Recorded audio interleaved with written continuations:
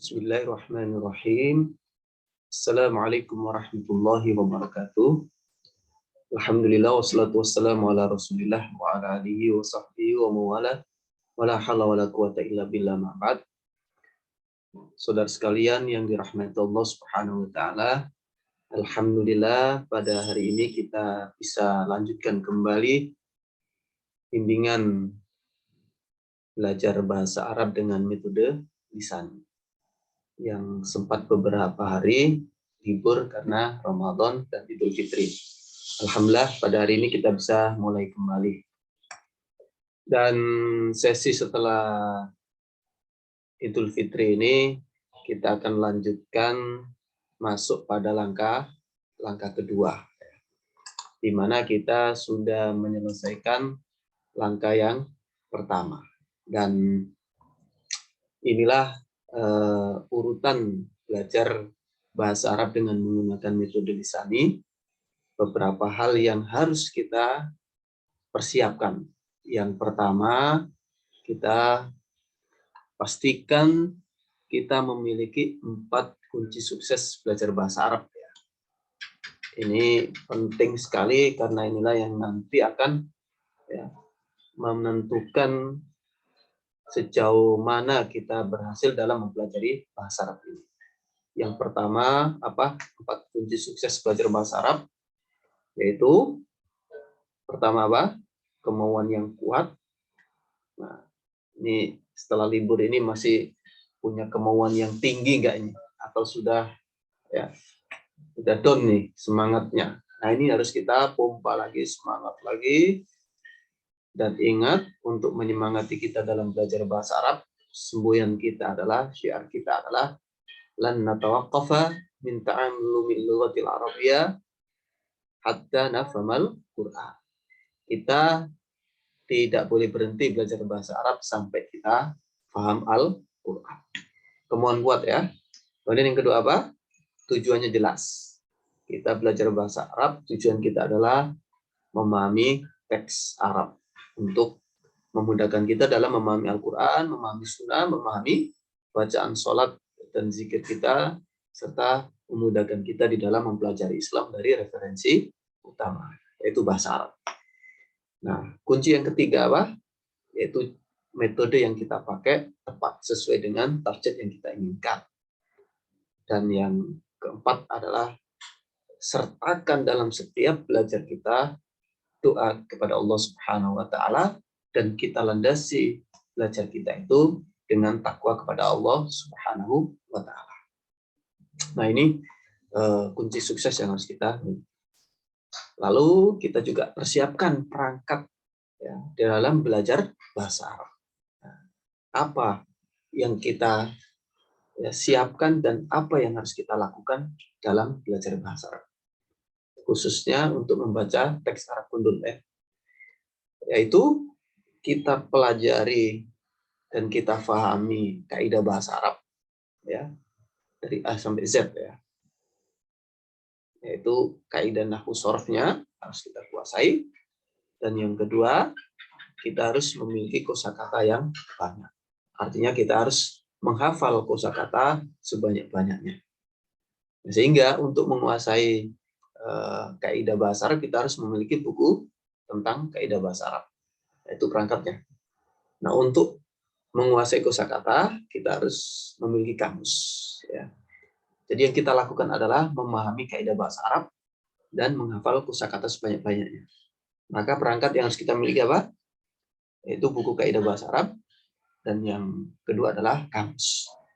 Nah, kosakata dan kaidah ini kita terapkan di dalam membaca, di dalam praktek membaca teks Arab. Jadi kita harus punya kaidah, punya kamus, punya kosakata, dan harus kita praktekkan dalam membaca teks Arab. Nah, itu yang terus kita lakukan dalam belajar bahasa. Setiap hari kita pelajari kaidah, setiap hari kita menghafal kosakata, setiap hari kita praktekkan. Nah, kalau itu kita bisa lakukan secara konsisten, insya Allah kita akan cepat belajar menguasai bahasa Arab. Nah, kemudian kita juga ya, karena buku yang kita gunakan adalah metode lisani, maka kita harus pahami betul-betul ya metode lisani itu seperti apa. Nah, metode lisani itu ada ya 4 langkah ya. 4 langkah cepat membaca kitab Arab. Langkah pertama apa? Harus kita ya pertama adalah menguasai apa? CK, jenis kata. Kita baca teks Arab, pastikan setiap kosakata yang ada di teks itu kita kuasai ya. Dikuasai apanya? Dikuasai jenisnya. Ini kata kerja, kata benda, atau kata bantu. Dikuasai apanya? Bacaannya seperti apa? Dikuasai apanya? Artinya apa? Jadi jenisnya, bacaannya, dan maknanya. Itu kita kuasai. Kemudian langkah yang kedua, apa? Menguasai SK, status kata. Nah, setiap kosakata yang ada pada teks itu pasti memiliki kedudukan kata dalam kalimat. Nah, contohnya subjek, predikat, objeknya mana, itu harus kita kuasai. Ya. Nah, kemudian nama-nama ya, status kata di dalam bahasa Arab itu apa, istilah-istilah itu kita kuasai. Nah, kemudian langkah yang ketiga adalah apa? Menguasai ya, tanda akhir kata atau singkat TK, tanda akhir kata. Nah, ini merupakan ya, puncak dari ilmu nahwu, tanda akhir kata. Ini memadukan kemampuan kita di dalam ya menguasai jenis kata dan menguasai status kata. Nah, baru kita bisa menyimpulkan harokat akhir katanya apa. Apakah dibaca U, A, I, atau sukun. Nah, itu menguasai status kata. Nah, perubahan ya salah di dalam memberikan harokat akhir kata bisa merubah makna dalam bahasa Arab. Nah, ini penting sekali.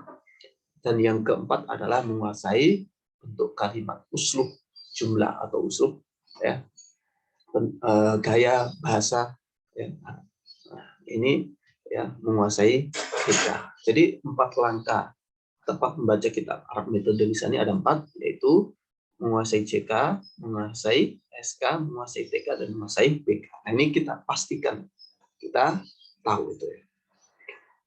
Kemudian yang perlu kita siapkan juga ya di awal-awal kita mempelajari atau belajar membaca kitab Arab, kita memiliki ya kemampuan menggunakan kamus. Nah, ini kita dijelaskan di unit ke-8 ya. Kemudian penting juga ya, sebelum kita ya, menjelajahi kaidah bahasa Arab, membaca lebih dalam kaidah bahasa Arab, itu kita memiliki map-nya. Ini sebagai rute panduan kita dari mana kita mulai, kemudian kemana selanjutnya, dan terakhir nanti finishnya di mana. Nah, ini map ini ada di dalam pengantar kaidah bahasa Arab yang kita jelaskan bahwa kaidah bahasa Arab itu atau bahasa Arab memiliki 3 unsur ya, komponen. Yang pertama huruf, yaitu huruf hijaiyah. Kemudian yang kedua adalah kata yang disebut dengan al-kalimah, dan yang ketiga adalah al-jumlah. Nah, huruf ini kita pelajari dengan ilmu tajwid dan ilmu imla wal khat ya. Kemudian kalimah ini bentuknya ya, perubahannya ya, itu kita pelajari dengan ilmu shorof. Nah, kemudian jumlah ya, strukturnya ya, kedudukan atau jabatan ya kata yang ada di dalam kalimat bahasa Arab itu dipelajari dengan ilmu i'rab.